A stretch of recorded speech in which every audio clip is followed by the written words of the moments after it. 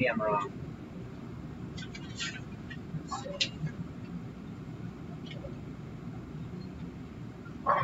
No, no. Yeah, you were close. No.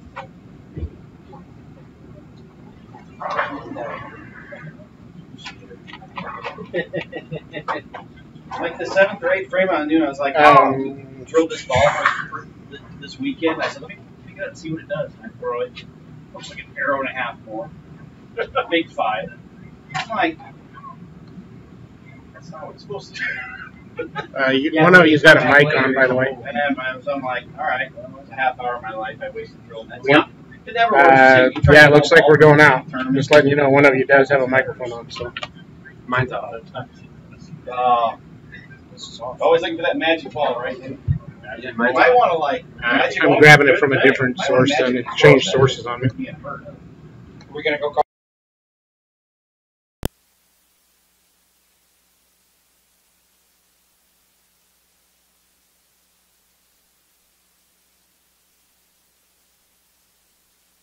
All right, we're back here at the 33rd Annual Portland Masters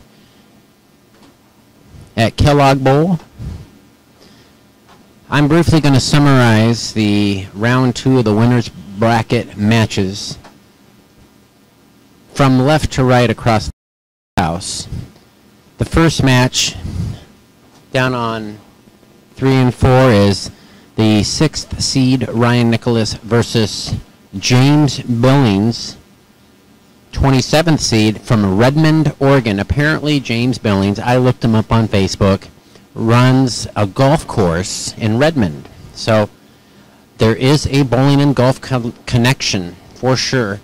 As many of you have probably heard, E.J. Tackett is a scratch golfer and one heck of a bowler. Over on 5 and 6, we have the 39th millionaire on earth for bowling, the great Hugh Miller, qualifying 10th. He won this tournament in 2015, and he finished second last year. And many of you remember last year the disastrous pocket 710 in the 10th frame that allowed Scott Halverson to step up and snatch the victory. He will be bowling Nick Losley, who is 23rd seed. Over on the next pair, we have another past champion, Sean Copeland. He qualified 16th, and he is bowling against Tyler Bowe. I believe Sean Copeland won in 2002.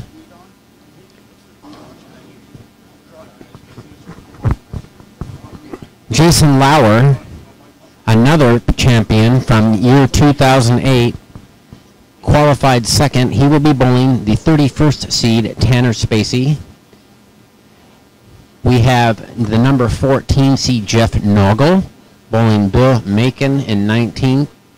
I hope I said that right.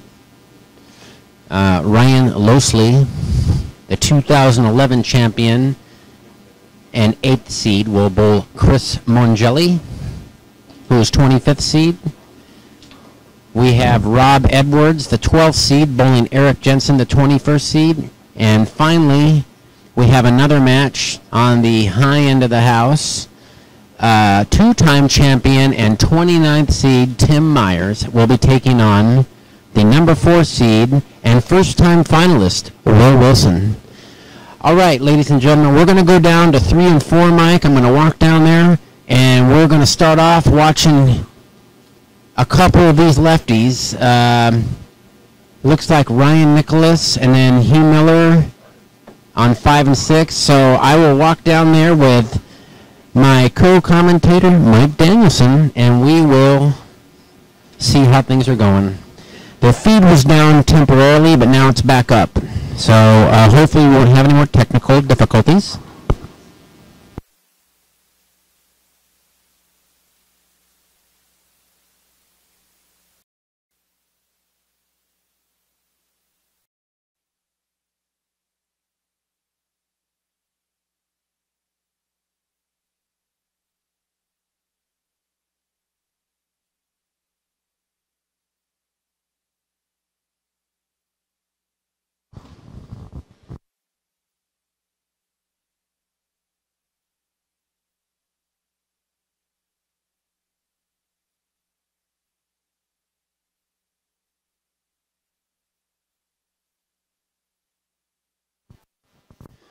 Okay, I'm down here on lanes 3 and 4 as we have the continuing coverage of the Portland Masters.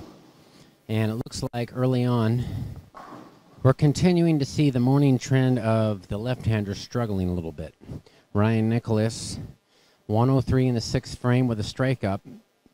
And newcomer James Billings.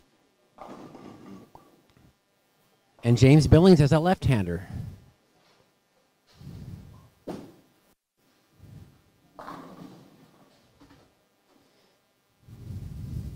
And that's a really good start for James on the left side, Mike, don't you think? Kind of an unorthodox style there. I've never seen this guy throw a ball before. Were you saying that he's from Redmond? Yeah. He's works at one of the nice golf courses there, and probably quite athletic. He goes off the wrong foot. It almost looked like kind of a Rob Edwards, but he is sliding on his left foot. Right. Makes it really hard to pull it. You know, I remember back in the day, we had a PBA member by the name of Steve Bozel, and he also slid off the wrong foot. Remember that? There's been some players that have made it work. You used to see it a lot in the 50s and 60s. There were a lot of people that bowled like that. That's really interesting. Wow, and he carries the Jersey squasher. Yeah, Ryan Nicholas is one of the premier young lefties in the Northwest.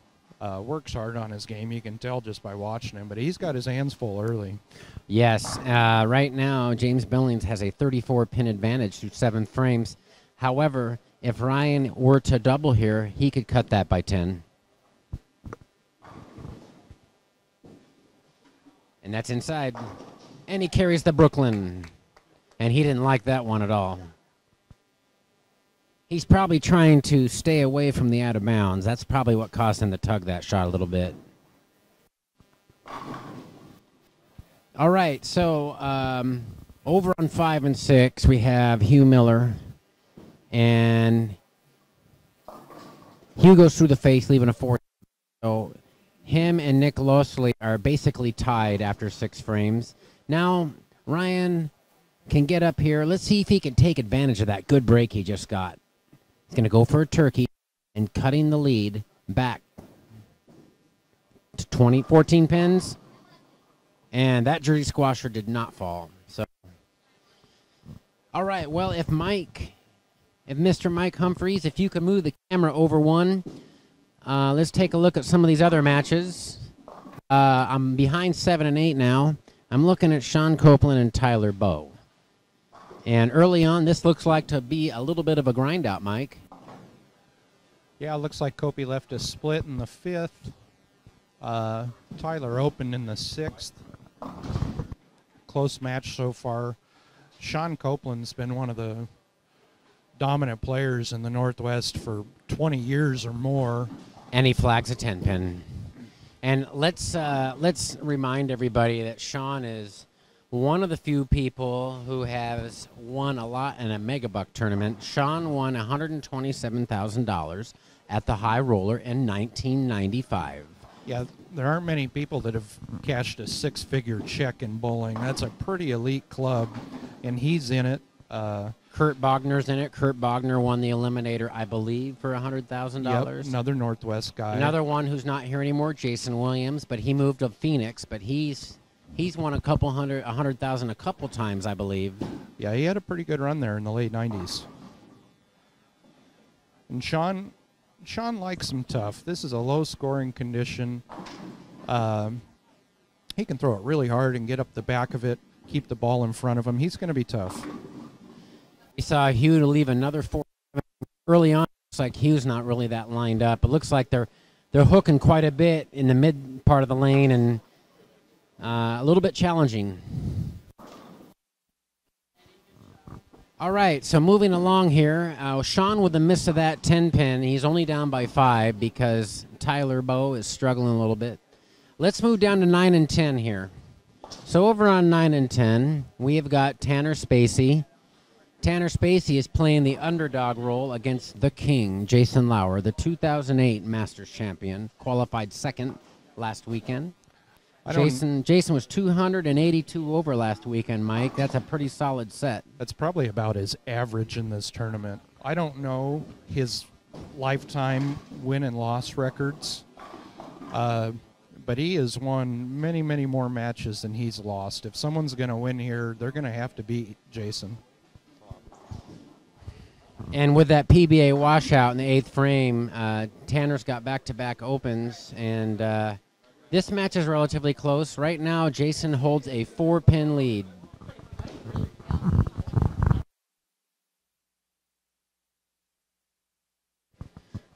So Jason Lauer coming up now on lane 10, 8th frame. He's got a spare up, potential 223 game.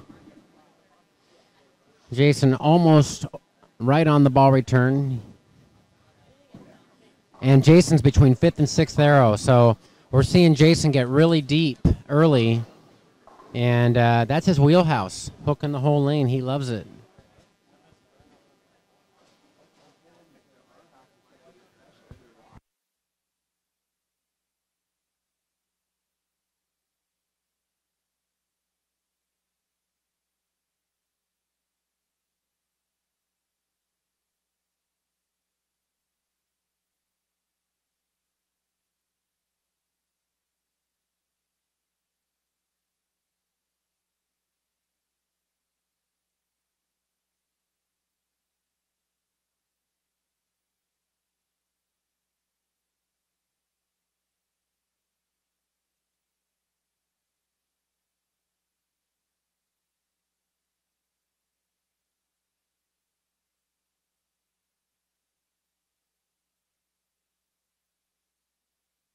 All right, so Jason goes through the face, leaving a 6-9-10.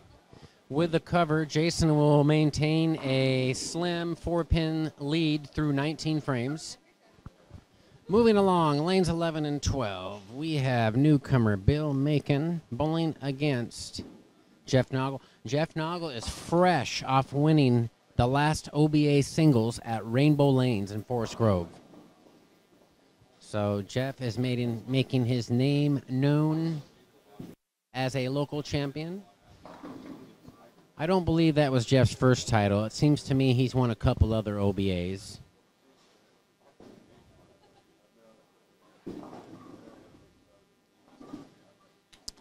All right, and it looks like a 13-pin advantage going into the 9th frame for Jeff Noggle. All right, well, let's move over to 13 and 14. And we've got Team Ponytail. We've got Ryan Lossley, the 2011 Masters champion, bowling against Chris Mongelli. You want to talk about some of the accolades for Ryan Lossley. He's got 2 OBA titles. As I mentioned, he won the Masters in 2011. Won the Grand Finals last year in 2017 for the OBA. He's got 41 300s. He's had 3 300s at the Portland Masters. He's got 36 800 series, Mike, and an 842 high set. He has Storm Rotogrip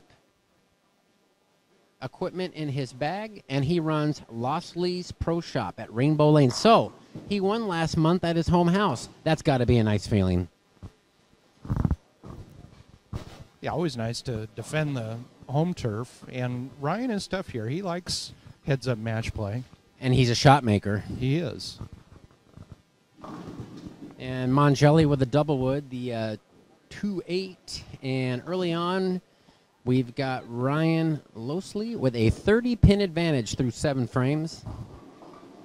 All right, if we can move along here to 15 and 16, we have got Switchfoot Rob Edwards bowling the great Eric Jensen. And you know, Mike, if you think about people who haven't won this tournament, Eric and Rob definitely fit the bill for talent to win this tournament someday. Rob won the Seattle Masters, I believe, in 2015. Yeah, I don't know if he won it or finished runner-up, but right here in the Portland area, just about anybody could say that Eric's the best bowler in the area for the last 4 or 5 years. He's won the OBA Grand Finals a couple of times. Just about any scratch tournament, you're going to have to go through Eric if you want to win it. And early on, this first game, Eric struggling a little bit, shooting a 185. Rob has a 5-bagger going into the 10th frame and a potential 246. So if Rob strikes out, he can really get a little distance between him and Eric.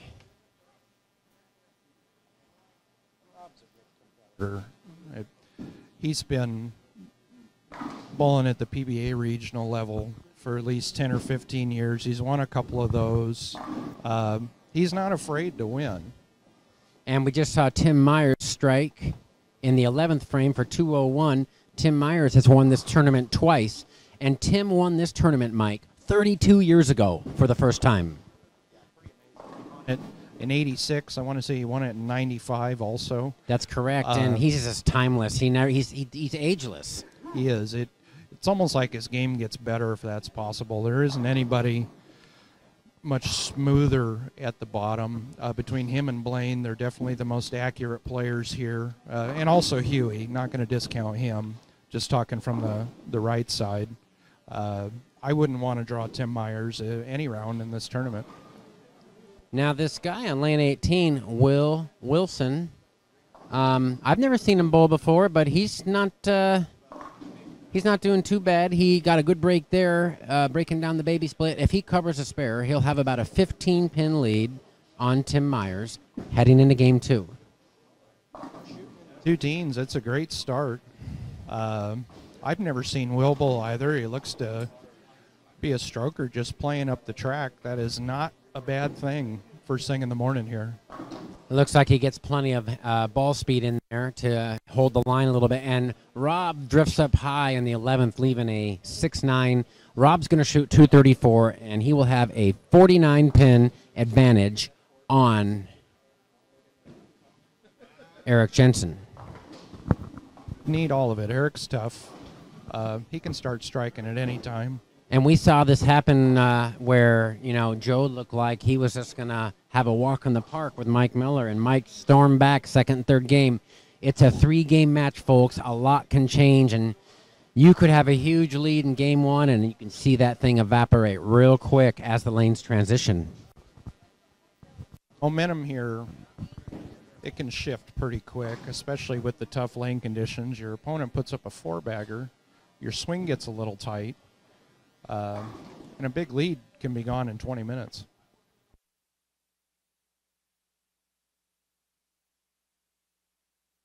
Here's our starting game 2. I will cycle back down to the low end in a couple minutes, and we will review our game 2 matches.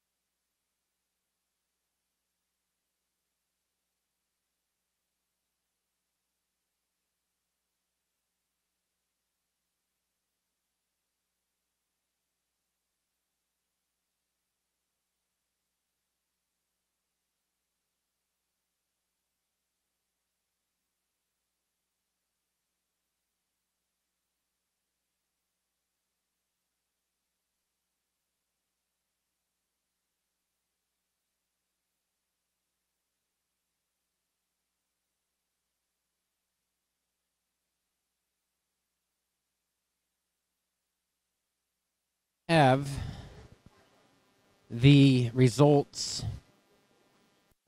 of Game 1, Round 2 of the Portland Masters Winners Bracket. Right now, I'm working my way down to 3 and 4. On 3 and 4, James Billings shot 204 to Ryan Nicholas's 192.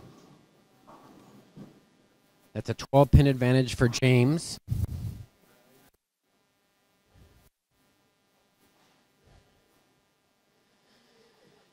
All right, we're down here on 3 and 4. It looks like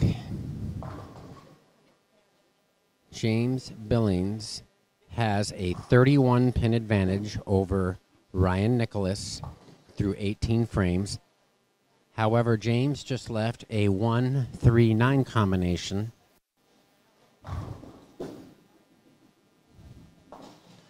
And he misses it. All right, over on 5 and 6, Nick Losley, 204, defeats Hugh Miller, 180, a 24-pin advantage. We're bowling on a 41-foot pattern.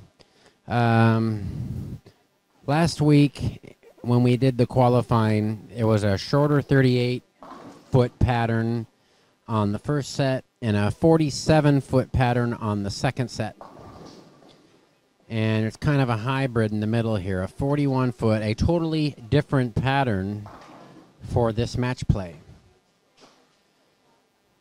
All right, over on 7 and 8, we have a grind-out match. Sean Copeland, 178 over Tyler Bowes, 173.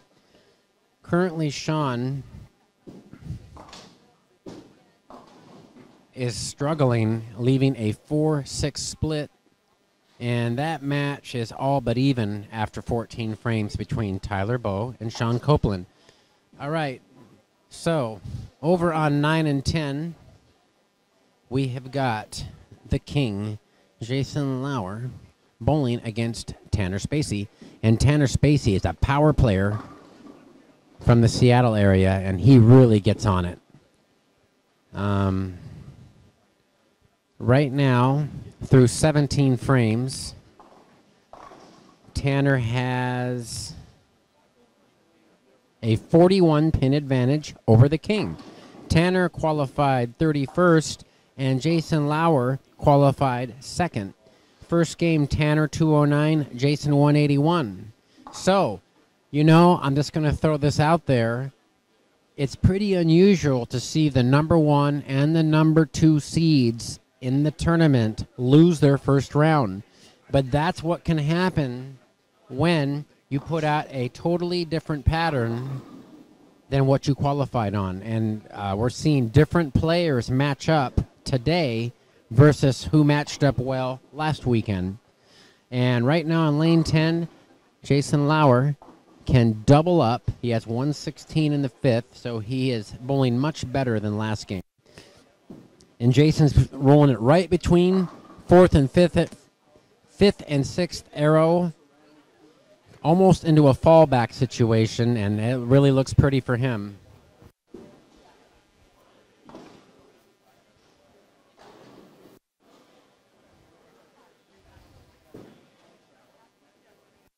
Over here on 11 and 12, we have Jeff Nogel, 195, and Bill Macon, 181.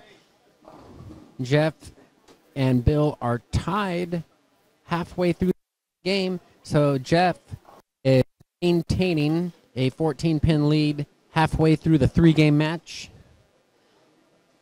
And continuing down the lanes, we have Ryan Losley, 206 over Chris Mongelli's 162, a 44-pin advantage for Ryan.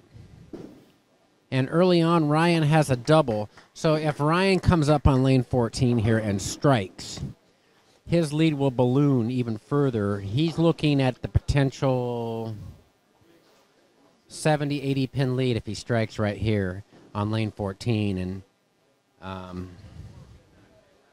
could make things really difficult for Mr. Mongelli.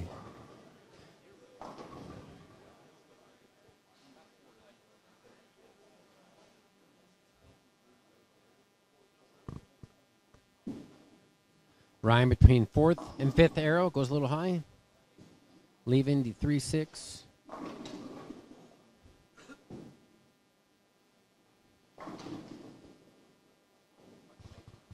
Okay, over on 15 and 16, we see Rob Edwards really struggling. And this reminds me a little bit of what happened in the Lipon and Miller match, where the first game a player struggles and then shoots much better and catches up. And right now, even though Rob Edwards has a 49-pin lead after one game, Eric Jensen has already made up 42 of those sticks. And right now, Rob going at a 164 clip and struggling. So that match is almost tied between Rob and Eric. Rob with a very slim 7-pin advantage. And over on 17 and 18, we have Tim Myers leaving a 4-6 split.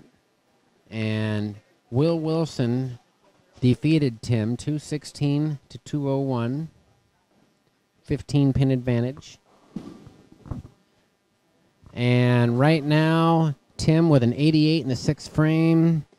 So William Wilson has about a 40-pin advantage through 17 frames.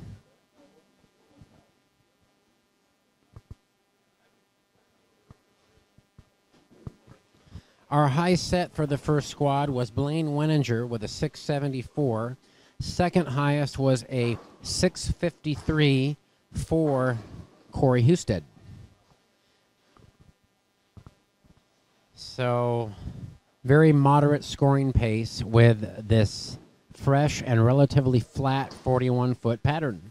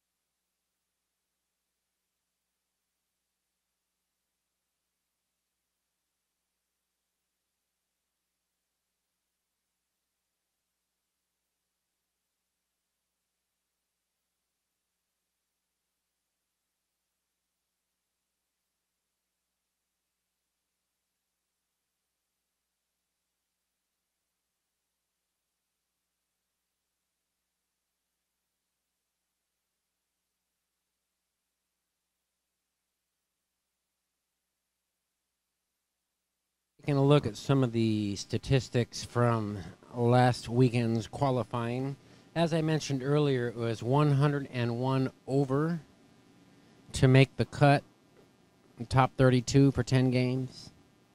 And 40th place the last check at 63 over. On the screen right now, we have got Hugh Miller bowling against Nick Losley. Nick has run into some trouble, and Hughes looks like he's grinding out around a 200 game and will be taking the lead heading into Game 3. I'd like to mention some of the past champions that did not make the cut this year. Of note is last year's champion, Scott Halverson. He finished 45th, and he had 2 games that really hurt him. Game 2 and Game 5. Scott had a 150 twice in the first block and almost came all the way back and made the cut, but fell just short at 32 over. Another past champion who got a check, Russ Nicholas, finished 39th at plus 68. He won in 1991. Thomas Alt in 1997, who beat yours truly, finished 37th place at 73 over. And as I mentioned earlier, we have 5 past champions on this squad. Tim Myers won it twice in 1986 and 1995. Ryan Losley, 2011 winner. Jason Lauer, 2008 winner. Sean Copeland and Hugh Miller won 3 years ago in 2015. And who can forget last year? Hugh looked like he had Scott Halverson on the ropes, and Hugh leaves a pocket 7-10 in the 10th. Scott gets up and doubles to take the title from Hugh.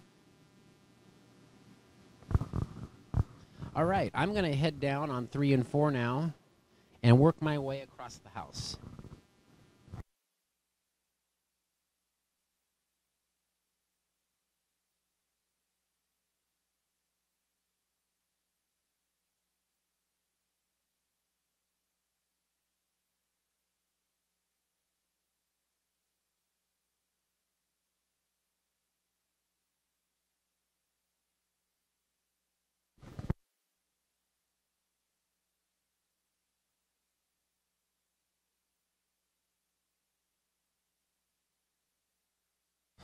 Okay, I'm down here on lanes 3 and 4 where we have 2 left-handers. The unorthodox style of James Billings, who goes off the left foot, slides on his left foot. And Ryan Nicholas. It looks like James Billings has about a 40-pin lead.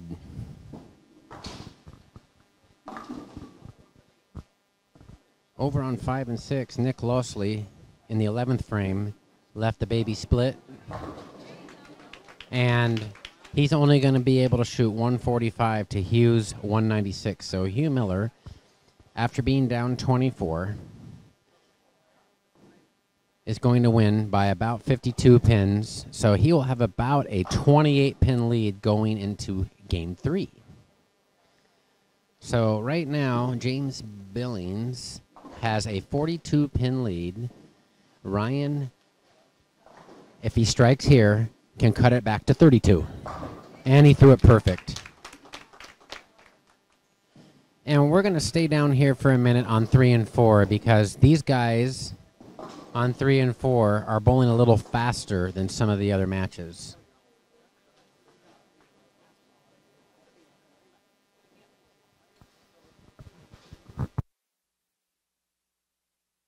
James Billings coming up here in the 7th frame on lane 4. Gets a nice little can opener.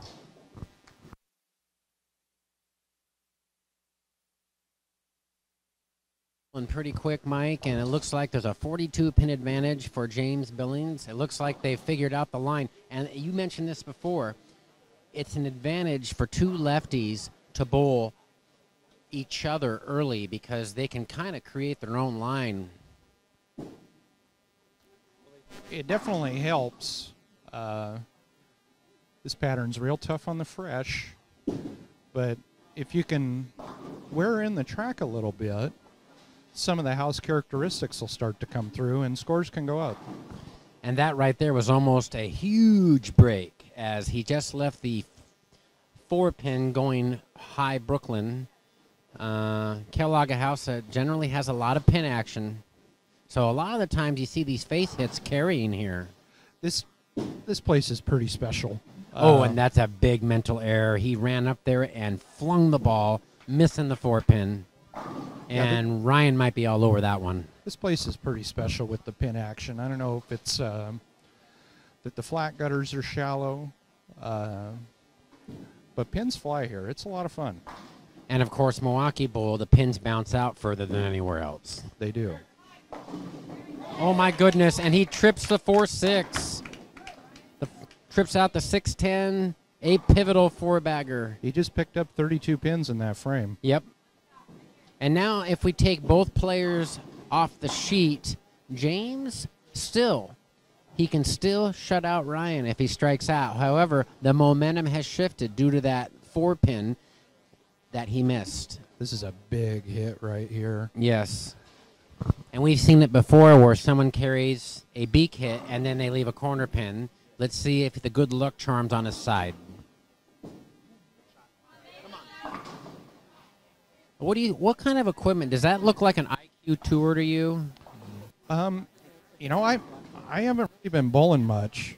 It's a Hammer Black Widow Gold. Darren Stanley just informed me, and that's a pretty good looking ball. So 22 pin advantage for James Billings if Ryan covers.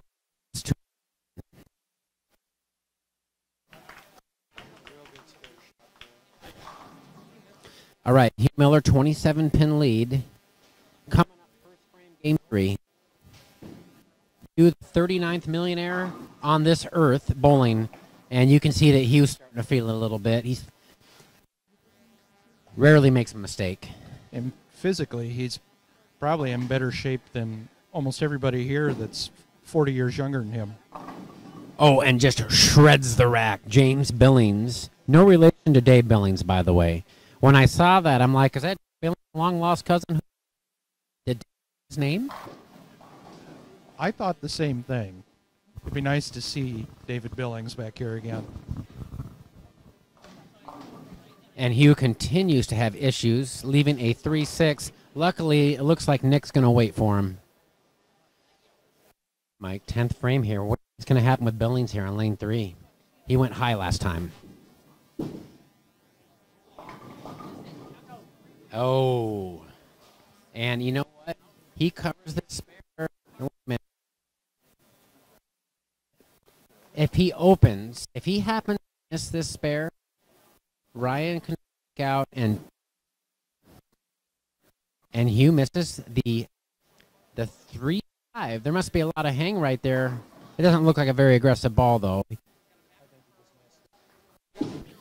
And he wins the match. James Billings pulls off the win over Ryan Nicholas, and we have our first left-hander to win a match against another lefty.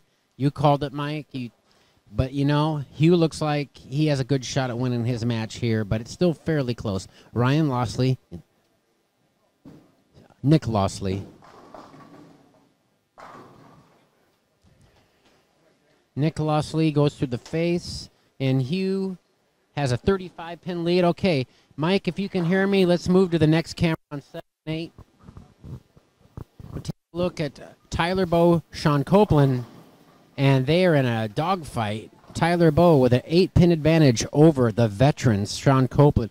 It looks like Sean's standing on the left gutter cap, playing right about 5th arrow, and he goes washout. So that's a tight one, and off to the right on 9 and 10. Tanner Spacey has given Mr. King Lauer all he can handle. Jason and Tanner were tied, and Tanner a spare and a 5-bagger, and what a powerful game he has. Tanner is one of the real good young players coming out of the Seattle, Tacoma area. I saw him bowl for the first time in the same way. Wow.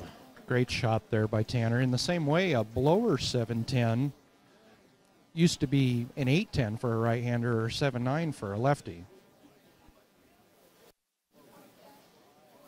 Yeah, it's give and take. You know, you give something, takes it back. Oh, and Hugh just the 3 forward, and you can just tell that Hugh doesn't like what he has out there, Mike. Pretty tight, and he probably isn't all the way loose yet, or he just isn't seeing the lane right. As soon as he sees a little shape, he'll start striking, and if anything, he'll. And Jason's in trouble. Tanner has a potential 290, and he is just whacking him. And you know, I believe Hugh Miller has the same as Trent Zabel. I believe so. Yeah, I think Hugh's 61 now or 62. Yeah, I think Trent's about the same. Yep. And in this match here with Jason, I'd be willing to bet he strikes here in the 8th and 9th and puts it right back on Tanner. Jason is no stranger to this pressure. And it looks like they've opened up their pair a little bit. I predict both of them to pocket the rest of the game. Yep. Jason, real business-like there. Meanwhile, over on lanes 11 and 12, we've got Jeff Noggle. Jeff fresh off winning the singles OBA. Bowling against Bill Macon. And Bill Macon, who is kind of an unknown, he has a decent lead on Jeff. Matter of fact, if Bill Macon happens to strike here in the 6th, he will have a 44-pin lead on Jeff after 26 frames. All right, on lane 9 now, Jason Lauer, a must-strike situation in the 9th frame. Looks in. Oh, and that could be the demise right there. That puts Jason in the 240s. Tanner's going to have to open. Yeah, Tanner needs one mark to be in the 240s. I don't see that happening because he is rolling the ball supreme right now.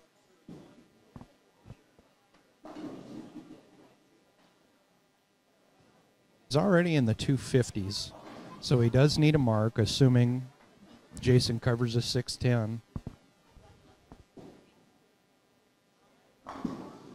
Oh, and Nick Losley trying to make up some ground on Hugh leaves a half 10, and it looks like Hugh might be one of the fortunate lefties to get through. We'll see. There's 5 frames left.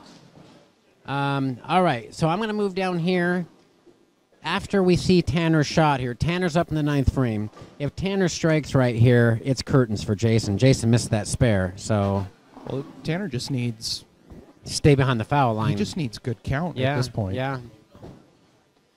Tanner's standing in front of the ball return already. Taking an abbreviated approach. That's there. And that match is over. He just absolutely crushed Jason Lauer.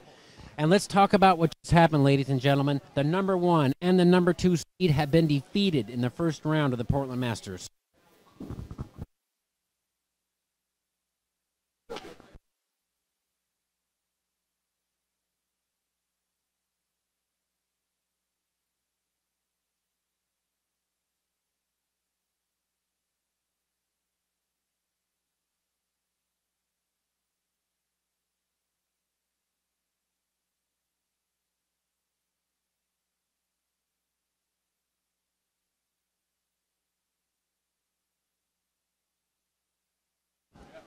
Let's summarize the matches at the higher end of the house. I know we've been focusing on the low end, but those matches are wrapped up. Except for the Sean Copeland match, which is relatively close. So, Mike, if you could switch down to maybe 13 and 14, please. 15, 16. We've got Chris Mongelli bowling against Ryan Losley. Ryan Losley has that match wrapped up. Ryan Losley has a 100-pin lead after 2 games. That's going to be a tall order. Ryan doesn't give things back that easily. On 15 and 16, Rob taking a large lead of 49 pins the first game. Then Eric Jensen has a 10-pin lead with 2 games to go. And right now, Rob Edwards is going at a 218 clip. Eric at a 190. So Rob has regained the lead with 3 frames to go. On 17 and 18, we've got Portland Hall of Famer Tim Myers with a 4-bagger. He's bowling the unknown Will Wilson, and Will Wilson has a 77-pin lead on the veteran. And Tim probably cannot make up that deficit in 3 frames. So it looks like Will Wilson's probably going to advance. You know, I want to stick to this match on 15 and 16 between Eric Jensen and Rob Edwards. Eric Jensen with a pivotal 7th frame shot. And he piers it.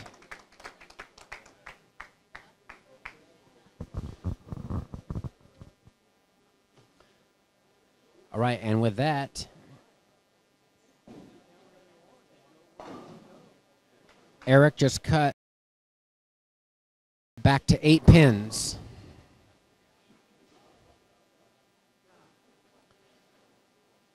Three frames left. I'm going to make sure that we got the camera on this match with Rob and Eric.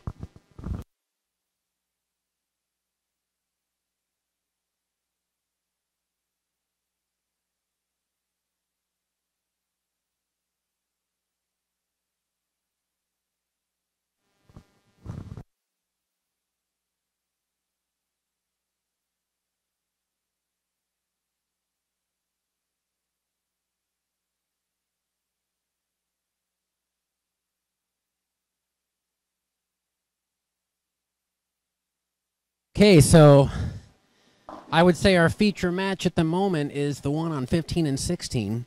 Eric Jensen.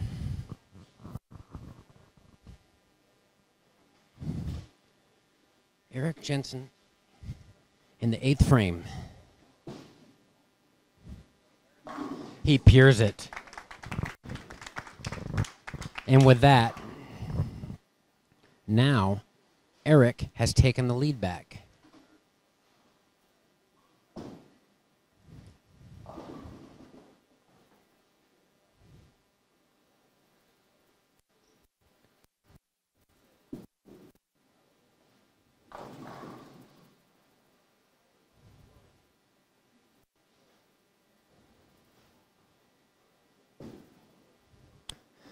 Okay, Rob Edwards. Rob Edwards in the 9th frame, 8th frame. Oh, and he leaves a solid 10.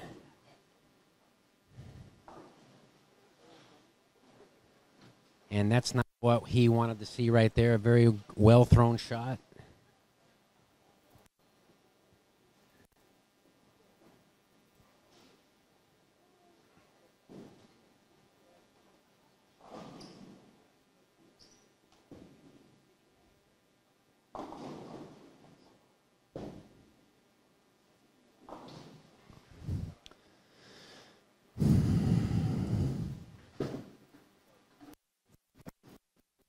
Barely covers the 10 pin. It almost looked like he was using a resin ball there on the spare, and it tried to flip on him.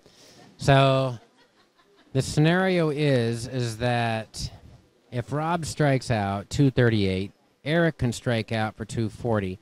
Eric cannot be shut out. Rob pretty much must strike here in the 9th to put some heat on Eric.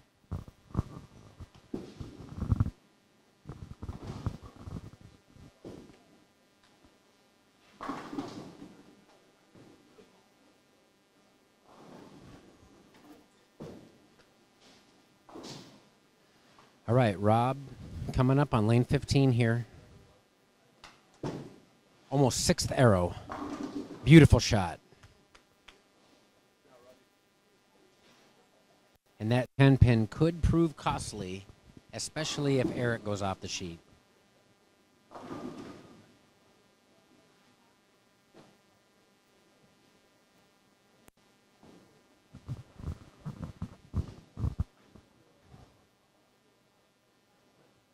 And it looks like Bill Macon has upset Jeff Noggle in a very low-scoring affair. All right, here we go. This will be Eric, 9th frame, lane 16, for a 5-bagger.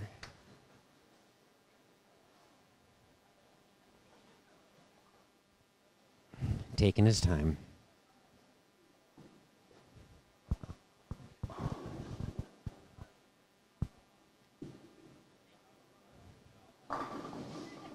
Oh, he gets a tomahawk on the 10, and Eric is playing the lanes a lot more direct than Rob. I'm not sure what the hook potential is. It looks like some sort of quantum.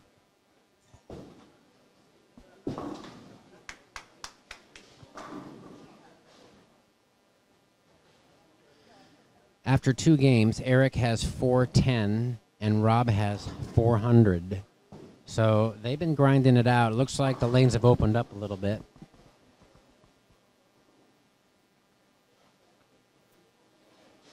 All right, Eric coming up in the pivotal 10th frame. If Eric doubles in the 10th, he will shut out Rob Edwards.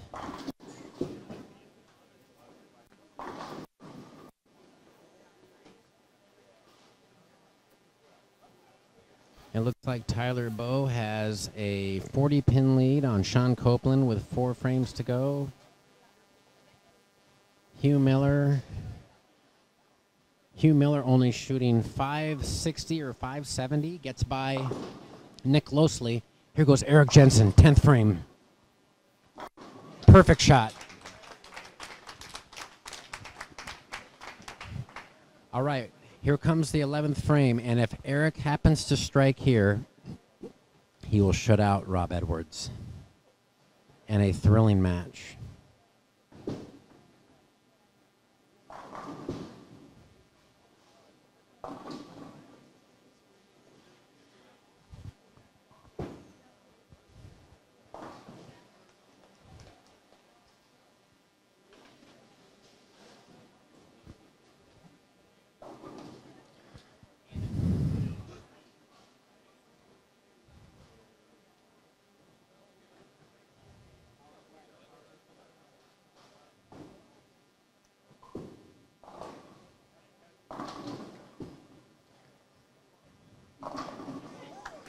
And Eric has defeated Rob Edwards.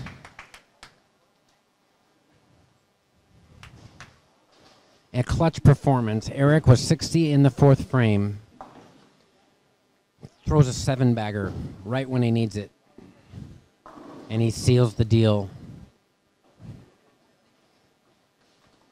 As I mentioned earlier, if there are 2 people in the building who are probably going to win this tournament someday, the names that come to mind would be Eric Jensen, Rob Edwards, a couple of very quality players from the Northwest.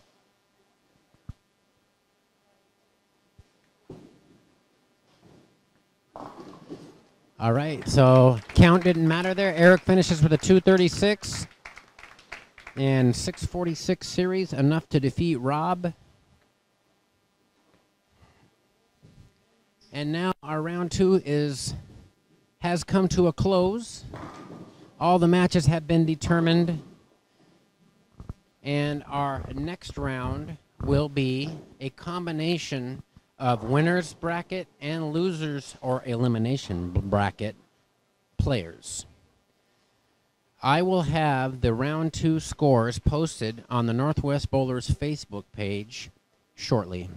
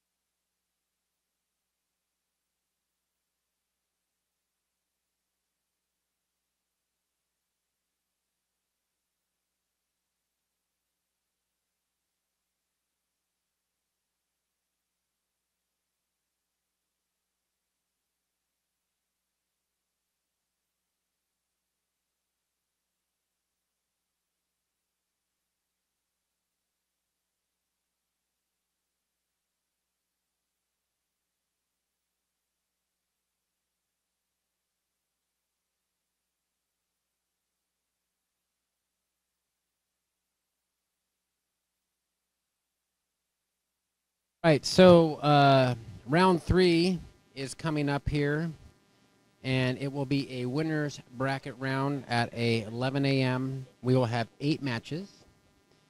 And then at 12:30, the losers or elimination bracket will bowl, and that will be another 8 matches. However, at the culmination of the 4th round, 8 players will be eliminated from the tournament, and we'll be down to 24. At the end of the day today, after 7 rounds, we will be down to our final 8 players.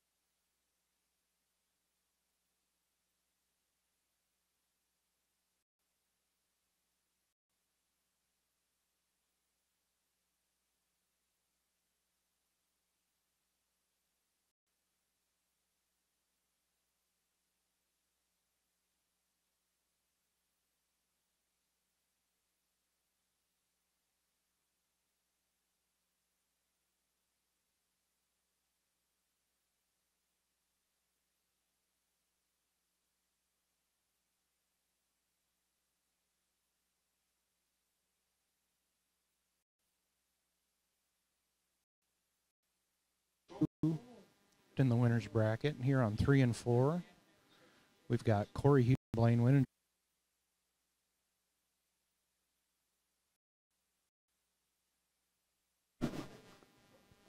And you can see also on 5 and 6, Will Wilson and Eric Jensen.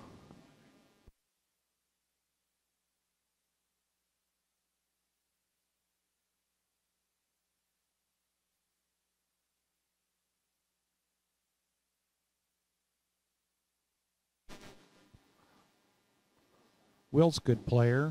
I don't know where he came from. I don't know if it's Southern California, but he has 4 regional titles.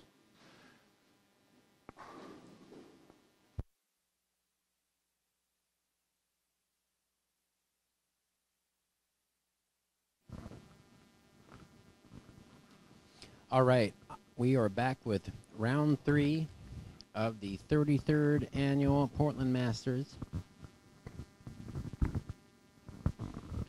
This is the 11 a.m. squad. I'm going to quickly summarize the matchups. We have Nick West facing off with Quentin Miller. We have Robert Altieri taking on Mike Miller. Marcus Winkelpleck versus Ian Willard. Corey Houston versus Blaine Winninger. Pretty sure that's the first spare he has missed. And on the other side of the bracket, we have James Billings versus Hugh Miller. That'll be 2 left-handers on that pair. Tyler Bowe versus Tanner Spacey. Bill Macon versus Ryan Lusley. And Eric Jensen versus Will Wilson. I'm going to head down to 3 and 4 now and work my way to the right and summarize what I see.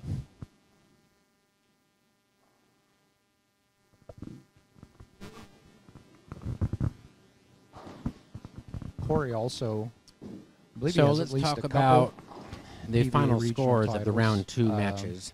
We have James Billings, This is definitely a hometown event 595 for Corey. over Ryan Nicholas, He and his 583. family, the Husteds, Hugh Miller, 554 over Nick Losley, owning Milwaukee 524. Bowl and a piece of Tyler Kellogg Bowl Bowe here. in a low-scoring affair, 519 over Sean Copeland's 495.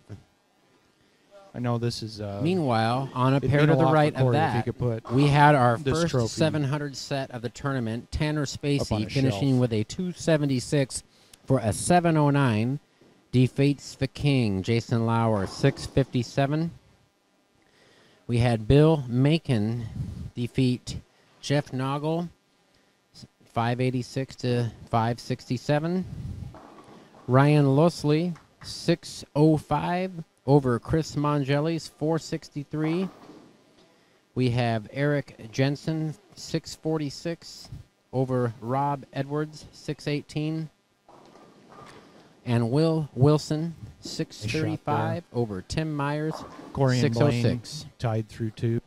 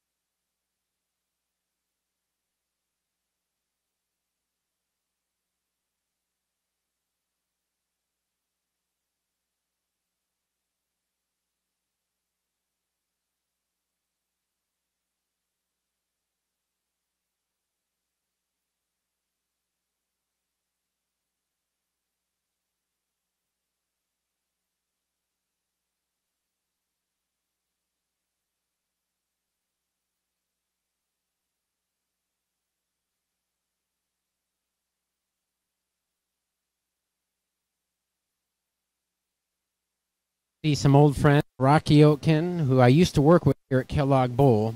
I used to work the desk with Rocky Oatkin back in the mid and late 1980s, back before there was electricity. Okay, I'm down here on 4. What do you see so far, Mike, in this match between Blaine and looks like? Well, so far, a couple unusual errors out of Blaine. Missed a 2-pin and a 2-7. He's normally good to make those. So he's trailing by 21 early. I see Blaine missed a single pin. Did you see what he left? He missed it right. Oh, my goodness. That's very unorthodox for Blaine. So again, I'd like to thank my great friend, Mike Danielson, who loves bowling so much. He drove all the way to Oregon to co-commentate with my and William Wilson over on 5 and 6 series of Brooklyn. Eric Johnson has 21 pin lead early in that match.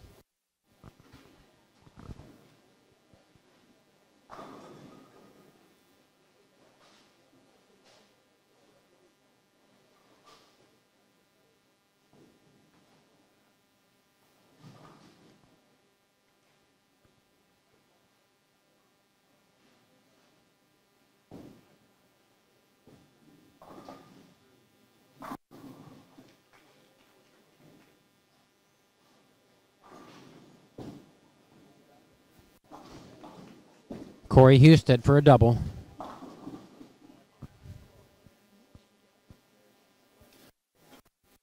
And you know, Mike, the right side's still looking pretty fresh on 3 and 4 with 2 lefties bowling the last squad. This pair's kind of taken on those earlier characteristics. Some of the other pairs probably have a little bit more play on them, at least on the right side. Yeah, obviously 60 or so less shots thrown in the track on this pair for the righties. But you'll see here, if you watch as the day goes on, as soon as you get more and more shots down the lane, the house characteristics start to come through. This place scores extremely well once the right-handers can step in 4th, 5th arrow. Yeah, and it won't be long before we're going to see a lot of them stand in the gutter cap and in front of the ball return. And Eric picks up the 210, and, you know, I see Eric possibly going really far in this tournament, Mike. He looks really sharp. You know, he's tough. He works on his game a lot. He's already won a bunch of big tournaments around here.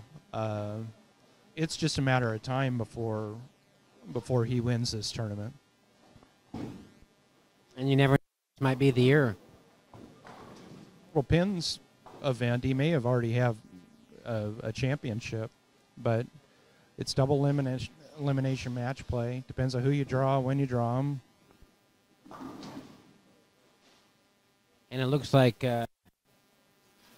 Will Wilson is running into some OB. Will Wilson's kind of playing more direct and forgiving on 5 and 6 right now. So Eric might have a decent chance of surviving again. It's early, though. You might see Will move in a little bit, get a little bit farther in the track. That might give him a little bit of hold.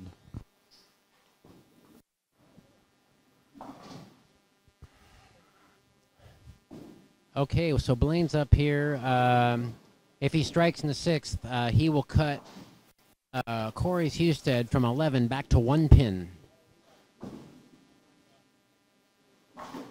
Oh, and a solid 10 pin.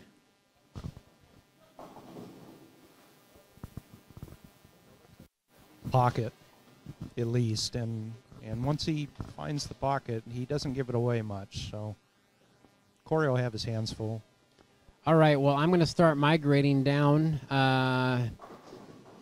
to the higher end of the house. I'm going to move over to 5, 6, 7, 8, 9, 10.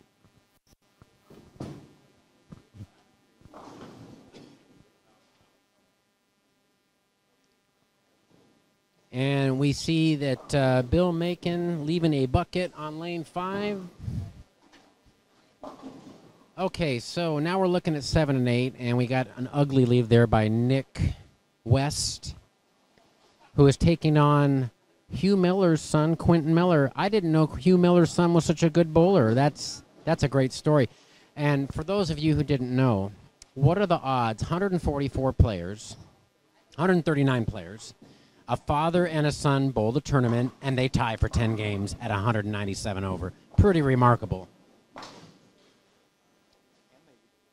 Opening match. They're bowling next to each other here. Yeah.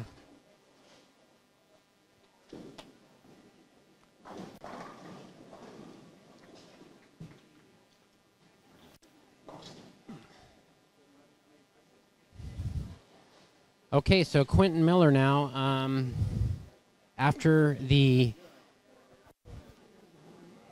Greek church type of leave with Nick staying close. Meanwhile, Hugh Miller on 9 and 10 strikes, and what a nice sight to see. Father and son bowling right next to each other, both in the winner's bracket in the Portland Masters. Quentin Miller playing between 4th and 5th arrow, and he piers it.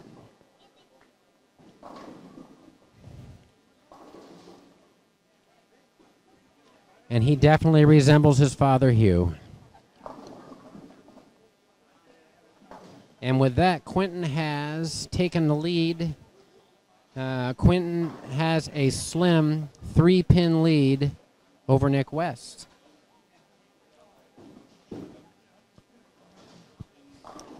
All right, Mr. Mike Humphreys, if you can move the camera over 9, 10, 11, 12. Let's take a look as Mike Miller just left a 7-10 on a strike. And early on here, Mike's trailing by about a mark. He's trailing by a mark to Robert Altieri, who has been cashing in the OBAs. Meanwhile,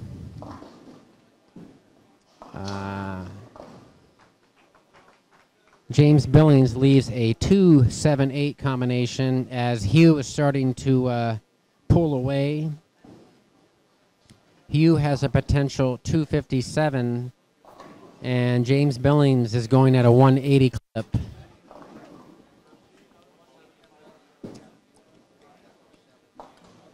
And with that chop, now James Billings going at a 169 clip. So Hugh getting up here in the 9th frame can really distance himself from his competitor, and Hugh just came off a real grind out match where it was 554 to 524. Didn't shoot over 196, just kind of staying as clean as possible, not getting a lot of doubles. And Hugh leaves the bucket, but that's not bad. He can shoot 235 if he spares.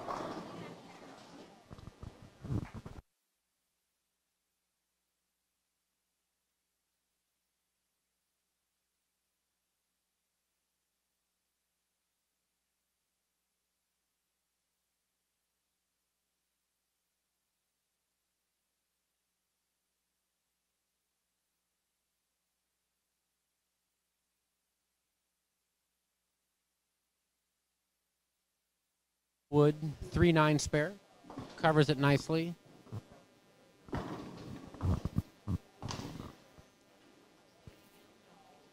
And taking a look now down on 7 and 8 real briefly, both Nick West and Quentin Miller miss spares. Quentin Miller with a 1-pin lead over Nick West going into the 9th, both on opens. Both going at about a 180 clip, so another grind out pair. And we see another pocket 7-10 on the Mike Miller versus Robert Altieri match. Mike Miller going at a 183 clip. Robert Altieri going at a 178 clip. Mike with a slim 5-pin advantage. Hugh Miller in the 10th frame. And he almost leaves a pocket 4-10. Very unorthodox. This is leaving a blower 10.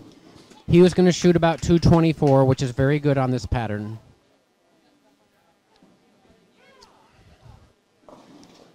All right. Mr. Mike Humphreys, can you move me down to lane 14 and 15 camera? We'll take a look at these matches. What we've got here, we've got Tanner Spacey. Tanner has got the only 700 in match play so far, last round. However, Tanner has 7 consecutive spares. Anything that you see different, Mike, with this line? Looks like he switched balls. Looks like he did.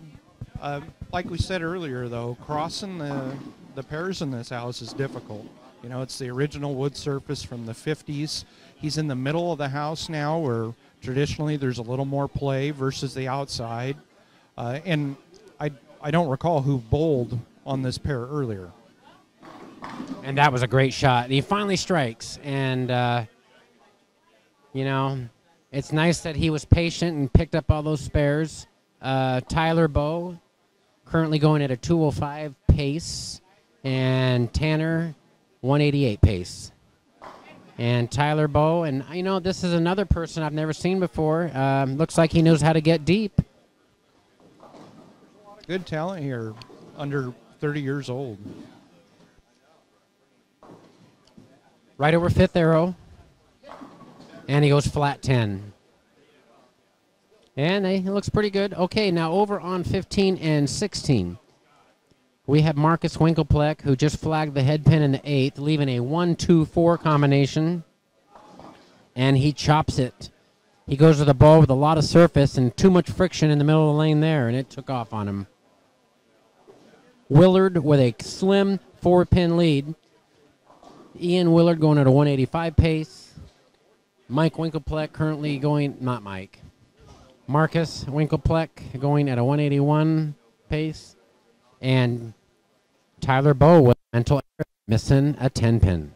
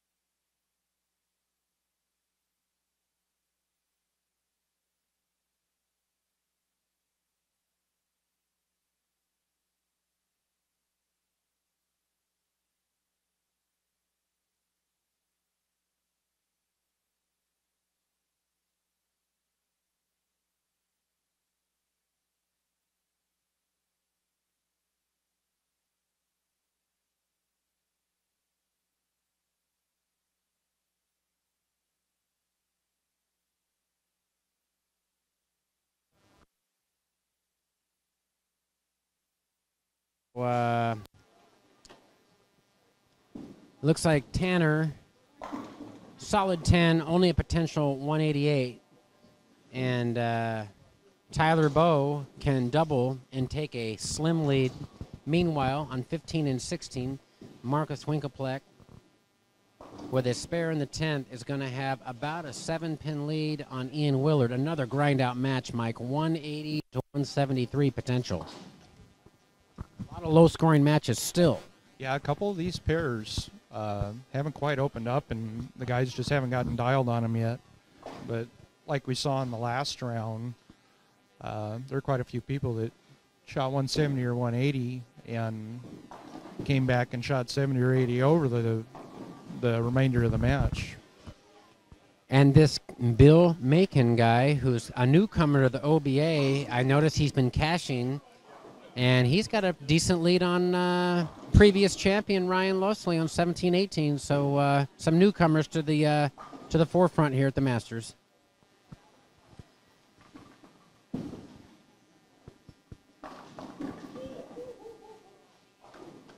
And he picks up that split. Did it bounce out of the back? Wow. 7 out of the back. Wow. And the odds for a pro are 10,000 to 1 on that spare. So Ryan must be a pro.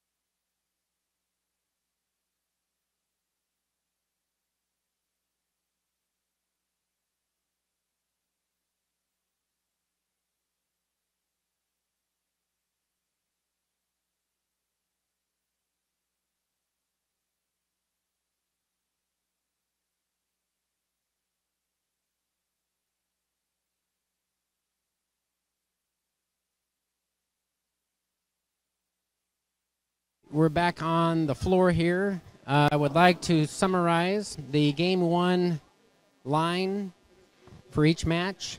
On 3 and 4, I'm going to head down to 3 and 4, Mike Humphreys, if you can hear me. I would like the camera on 3 and 4 because we've got a grind-out match down here between Blaine Weninger and Corey Houston. Blaine Weninger 177 over Corey 172 first game, a 5 differential. Looking at the current status of Game 2, Corey has a couple opens, and Blaine has currently a 25-pin lead through 13 frames, and a great shot there by Corey.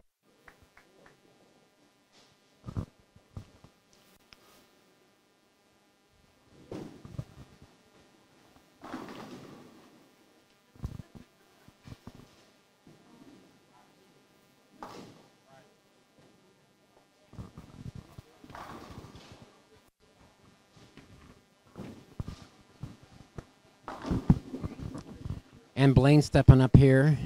Can increase his lead to 35. And he carries a flush Brooklyn. Exactly what he was looking for. 2 Brooklyns in a row. Well, this pair is proving very difficult. And there might be some truth to the fact that 2 lefties bowled here last squad. And this pair, the back ends are still very fresh on the right side because 60 games in bold on the right side of the line, which makes a difference. The ball wants to clean up early. All right, let's see if Blaine can make it a turkey. I bet this one won't go Brooklyn. Blaine just left the 4th there. Blaine currently his this 3-game match. Meanwhile, on 5 and 6, Eric Jensen just left a Greek Church. The first game, Eric beat Wilson to 6-pin lead and a 47-pin lead overall through 14 frames. Here, 7 and 8 currently. I'm watching Quentin Miller and Nick West. Nick West 201 over Quentin Miller 168. A 33-pin advantage for Nick, but Nick has a much larger lead now.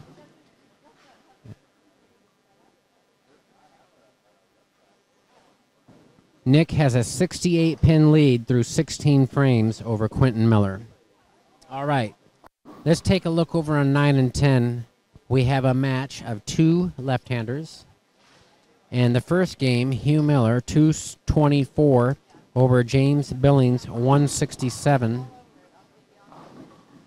So Hugh took a 57-pin lead into Game 2. And Hugh's lead right 11 and 12. We have Robert Altieri with a 13-pin lead after Game 1, 188 to Mike Miller's 175. Mike has a 4-pin lead currently halfway through Game 2. So this match, there's only a 9-pin differential with Robert Altieri having a very slim lead over Mike halfway through the match. Moving along now. On 13 and 14, we have Tanner Spacey, 188 over Tyler Bowe, 171. A 17-pin lead for Tanner. Looking at the score of this game, Tyler Bowe has 107 in the 5th. However, Tanner has a strike, an open, and a 4-bagger. Tanner right now is up on lane 13, going for 5 in a row.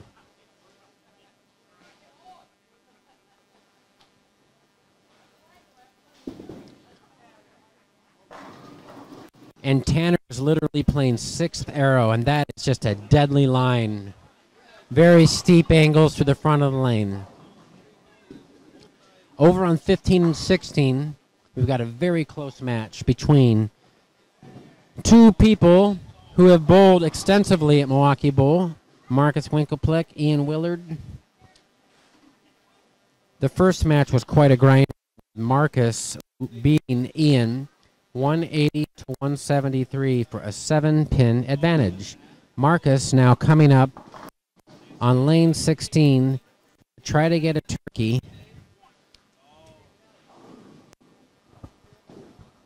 Marcus right up against the ball return. Right over fifth arrow. Beautiful shot.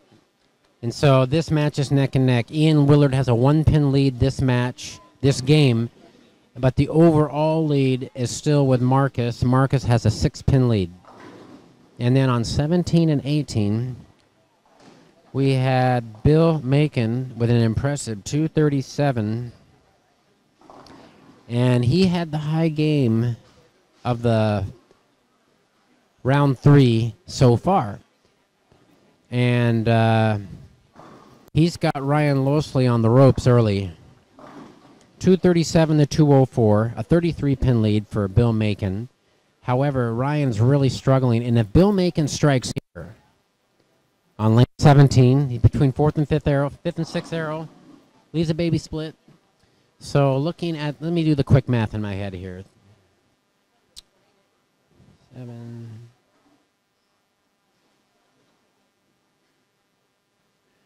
Bill Macon has an 87-pin lead over Ryan Losley through 18 frames. So Ryan has a lot of room to make up, and it looks like a mental error just now. Marcus Winklepleck left a 6-9 and chopped the 9-pin only off.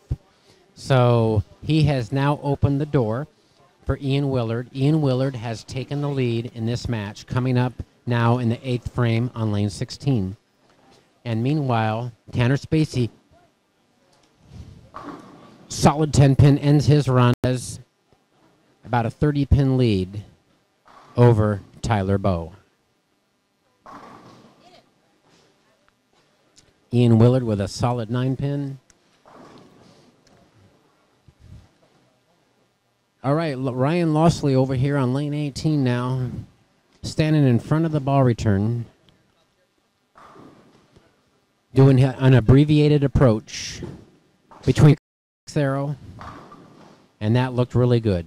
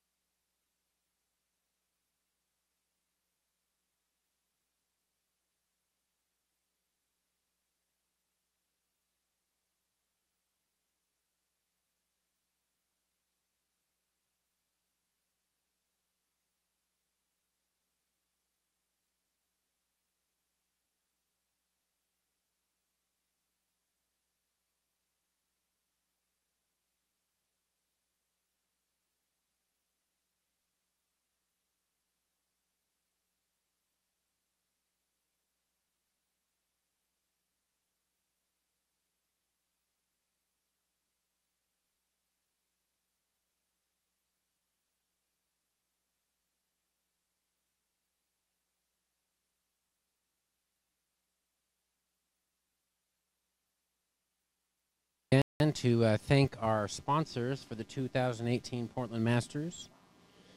Of course, the main sponsor, B. Young RV, Reese's Fine Foods, Gliss Labor and Staffing, Pietro's Pizza, Western Beverage, General Distributing, Benny's Diesel Repair, Benny Salinas,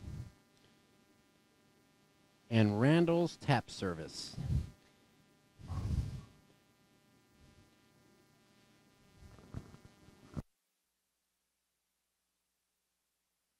But first place in the Portland Masters receives $3,000, a trophy, and a seed into the USBC Masters at the Syracuse, New York Convention Center, which runs from April 8th to April 15th. Second place also receives a berth in the USBC Masters and $1,500. Third place is $1,000, and fourth place is $750.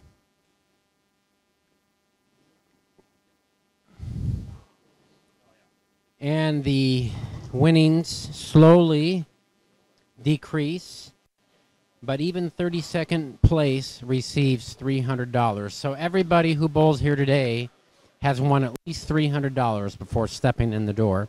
It was $135 to enter this tournament. 139 players.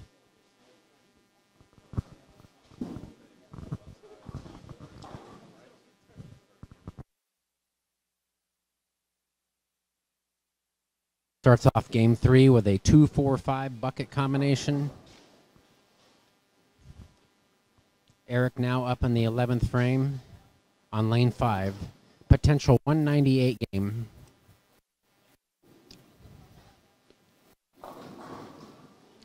And leaves a 5-7.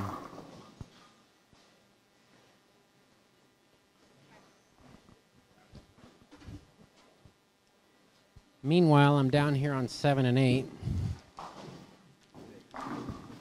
Looks like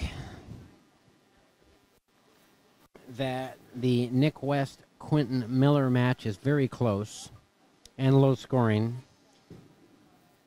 Quentin Miller with a 198 and Nick West with a 180. 34 under. So that might be an exciting finish on 7 and 8. Now looking over on 9 and 10, I've got Hugh Miller halfway through the third game. He currently has an 85-pin lead on the other left-hander on his pair, James Billings, from Redmond, Oregon.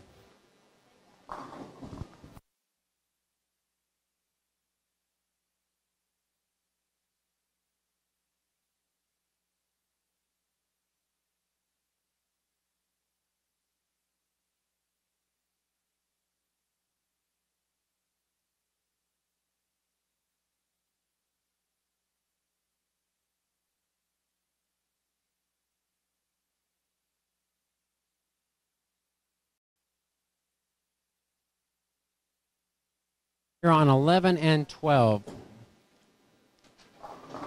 we have Robert Altieri and Mike Miller. Robert just finished with a 183. Mike can strike out for 189 and make this a really tight match going into the third game. And Mike strikes.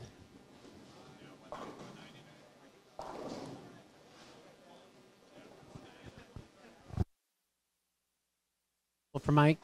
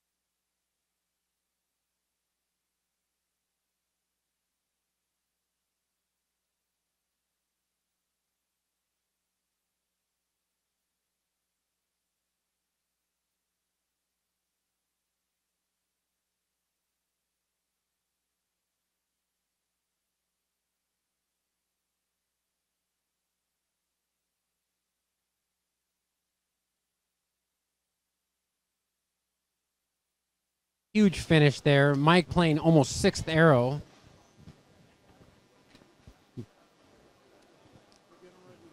Yeah. You play big dot second arrow guy? Yeah, I'm a big dot on the left. Mike's playing the 30 board. We always joke about how I play big dot second arrow because I'm a lefty. So, anyways, Mike, 199. Did you have 108 in the fifth frame? Good job.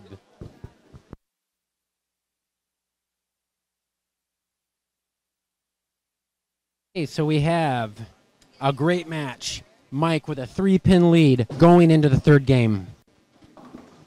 Over on 13 and 14, we have Tanner Spacey with a 26-pin advantage over Tyler Bowe.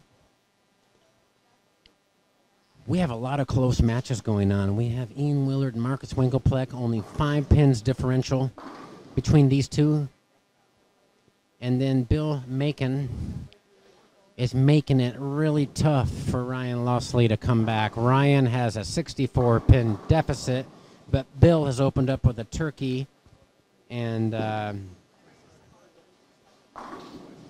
looking at the numbers now, Ryan is down by 95 with 6 frames remaining in this third game of the third round of the Portland Masters. All right, I'm going to walk back down to 3 and 4 and see what's going on.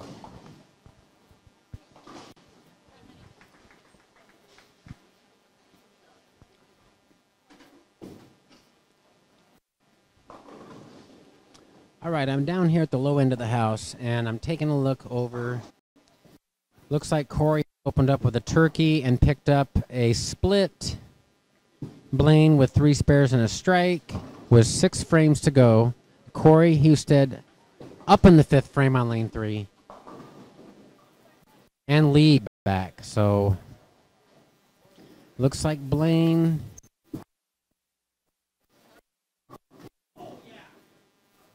about a 47-pin lead with half the game to go. Meanwhile, over here on 7 and 8, Quentin Miller has his front 5. Quentin was trailing by 18 sticks heading into this game 3. Many of you didn't know this, but this is Hugh Miller's son. He is right-handed. Obviously has a great mental game. Probably inherited that from his father. And he can go for his front 6 on this demanding pattern right here on lane 7. 5th arrow.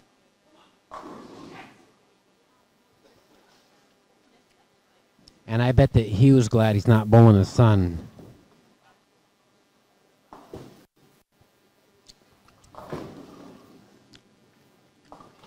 And Blaine doubles up on Corey.